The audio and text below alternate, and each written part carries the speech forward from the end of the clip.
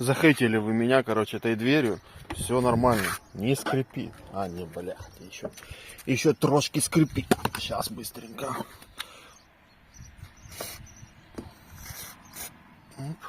Короче, не знаю, такая штука есть у меня. Все, теперь не скрипит. Короче, ВДшку я не нашел. Не было ВДшки, вот такая вот штука. Брызнул. Теперь не скрипит.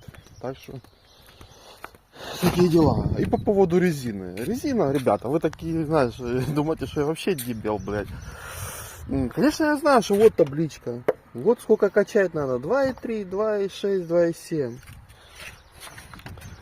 Ой, какие же вы понторезы. 8, 10 атмосфер качать. 38, блядь. Фу, ладно, хорошего дня.